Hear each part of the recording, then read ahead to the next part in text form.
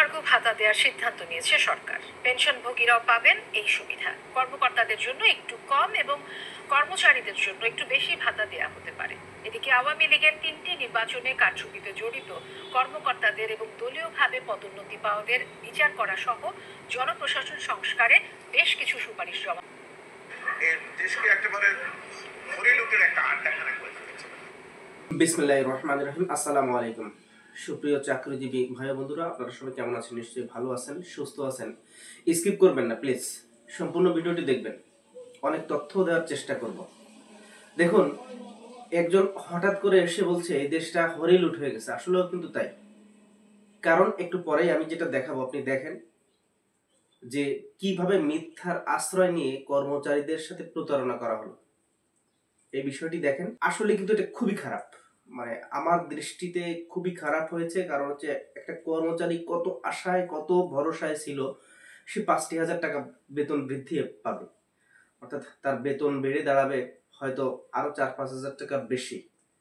তখন সে স্ত্রী পুত্র সন্তান নিয়ে একটু ভালো খেতে পারবে, ডাল ভাতের জায়গায় একটু ভালো খেতে পারবে, জাস্ট এই আশা করেছিল। কিন্তু যারা উচ্চ পর্যায়ে আছেন তাদের কথা যে এত মিথ্যা হয়, এটা আসলে এই বাংলাদেশের মানুষ জানতো না। কর্মচারীদের কথা কি একবারও বলেছে যে অনেক কর্মচারী আছে যারা পদবঞ্চিত, 8-9 বছর হয়ে যাচ্ছে কিন্তু কোনো পদোন্নতি পাচ্ছে না? এই বিষয়টি কিন্তু কারো খেয়াল নেই।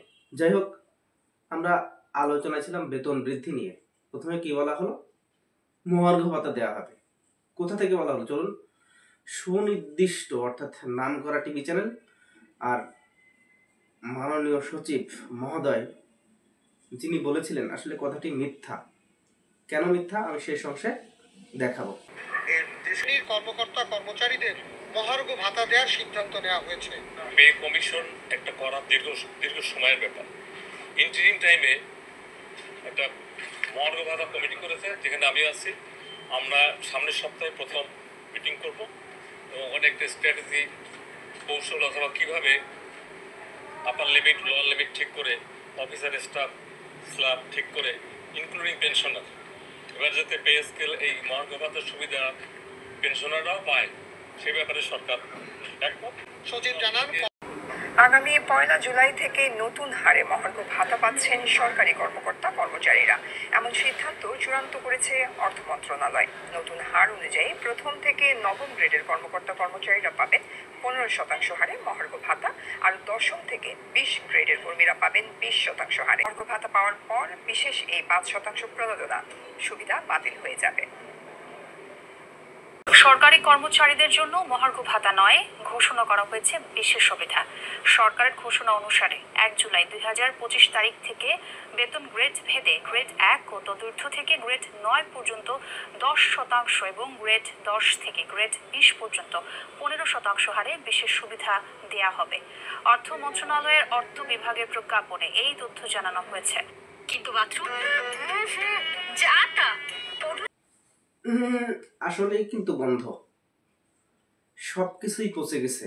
মানুষের দিল, হৃদয়, মন সবকিছু পচে গেছে। অর্থাৎ উচ্চ পর্যায়ে যারা রয়েছেন এক এক সময় এক এক রকম কথা বলে কর্মচারীদের মনে, হৃদয়ে দাগ কেটে ফেলেছেন। অর্থাৎ তারা আর কোনো কিছুতেই বিশ্বাসী না। এখন যদি আজকেই কেউ বলে যে নতুন পে স্কেল ঘোষণা করা হবে, কেউ বিশ্বাস করবে না। কারণ কি? কারণটা এটাই যে প্রথমে বললেন মহার্ঘ ভাতা দেওয়া হবে, পরে আবার বললেন বিশেষ সুবিধা দেওয়া হবে। আবার বিশেষ সুবিধা স্কেল ছিল কি, মানে সর্বনিম্ন ধাপ ছিল কত? 1,000, পেনশনভোগীদের জন্য 500। সেটিও আবার আপনি পরবর্তীতে চেঞ্জ করতে হলো। মানে আমার আবেদন, রিকোয়েস্ট এটা যে যারা উচ্চ পর্যায়ে আছেন একবারে কেন সিদ্ধান্ত নিতে পারেন না? কর্মচারীদের সাথে কেন প্রতারণা করেন আপনারা? এটা আমার কোশ্চেন রইল।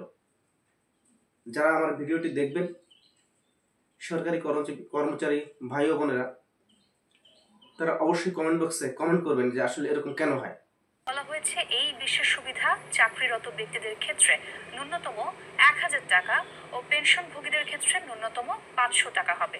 জাতীয় বেতন স্কেলের আওতাভুক্ত সরকারি, বেসামরিক, স্বশাসিত রাষ্ট্রায়ত্ত প্রতিষ্ঠানগুলো, ব্যাংক, বীমা, আর্থিক প্রতিষ্ঠান, বর্ডার গার্ড বাংলাদেশ ও পুলিশ বাহিনীতে নিয়োজিত কর্মচারী ও পেনশনভোগীদের জন্য এই বিশেষ সুবিধা কার্যকর হবে। প্রজ্ঞাপনে বলা হয়েছে, অবসরোত্তর ছুটিতে থাকা কর্মচারীরা পিআরএল-এ যাওয়ার আগ পর্যন্ত সর্বশেষ প্রাপ্ত মূল বেতনের ভিত্তিতে বর্ণিত গ্রেড ভিত্তিক হারে বিশেষ সুবিধা পাবেন। সবশেষে আমি বলতে চাই যে এই যে বিশেষ সুবিধার নামে যে বিশেষ প্রতারণা করা হয়েছে, এটি আমরা বাতিল চাই। কারণ এই বিশেষ প্রতারণা নিয়ে আমাদের সংসার চলছে না, খুব কষ্টে আছে কর্মচারীরা, খুব কষ্টে আছে। মানে এটা ধারণার অতীত। কারণ এখানে একজনের বেতন অর্থাৎ একজন তৃতীয় শ্রেণী যদি ধরি, তো তার সর্বোচ্চ বাড়তেছে 2,000 থেকে 2,200 টাকা। অর্থাৎ যে মানে নতুন চাকরিতে ঢুকেছে, সে সংসার চালাবে কেমনে? কখনোই কিন্তু সম্ভব না এটা দিয়ে সংসার চালানো।